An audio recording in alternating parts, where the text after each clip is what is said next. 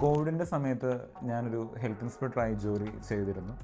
അപ്പം ഒരു RT-PCR test കഴിഞ്ഞ സമയത്ത് നമ്മുടെ മെയിൻ ഡോക്ടർ, നമ്മുടെ ടീം ലീഡർ, പുള്ളി നമ്മളോട് ചോദിച്ചു, ഒരു നല്ല വണ്ണമുള്ളൊരു ചേച്ചീനെ കാണിച്ചു തന്നിട്ട് ഈ ഡോക്ടർ എന്നോട് ചോദിച്ചു, മൈക്കിൾ നിനക്ക് എന്താ തോന്നുന്നു ഈ ചേച്ചീനെ കാണുമ്പോൾ എന്ന് പറഞ്ഞു.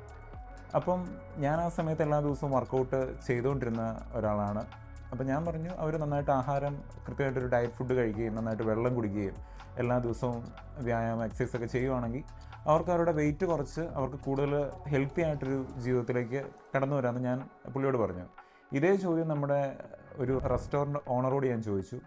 പുള്ളി പറഞ്ഞതെന്ന് വെച്ച് കഴിഞ്ഞാൽ, തടിയുള്ളത് നല്ലതല്ലേ, അതാണ് അവർ കൂടുതൽ ഭക്ഷണം കഴിക്കും, നമ്മുടെ പെട്ടിയിൽ കൂടുതൽ പൈസ വീഴുമെന്ന് പറഞ്ഞു. ഇതേ ചോദ്യം ഞാൻ ആ ഡോക്ടറോട് തിരിച്ചു ചോദിച്ചു, സാറിന് എന്താ തോന്നുന്നതെന്ന് ചോദിച്ചു. അപ്പോൾ ഇദ്ദേഹം പറഞ്ഞ ഉത്തരം കേട്ടിട്ട് ഞാൻ ഞെട്ടിപ്പോയി. ഇദ്ദേഹം പറഞ്ഞതെന്നു വെച്ച് കഴിഞ്ഞാൽ, ഇപ്പോൾ പുള്ളിക്കാരി ഇവിടെ തല ഇറങ്ങി വീണ് കഴിഞ്ഞാൽ പുള്ളിക്കാരിനെ എങ്ങനെയാണ് നമ്മൾ എടുത്തുകൊണ്ട് പോകുന്നത്, ഒരു 100-120 കിലോ മുകളിലില്ലേ, ഇതെങ്ങനെ ചുമന്നുകൊണ്ട് പോകുന്നതാണ് പുള്ളി ചോദിച്ചത്.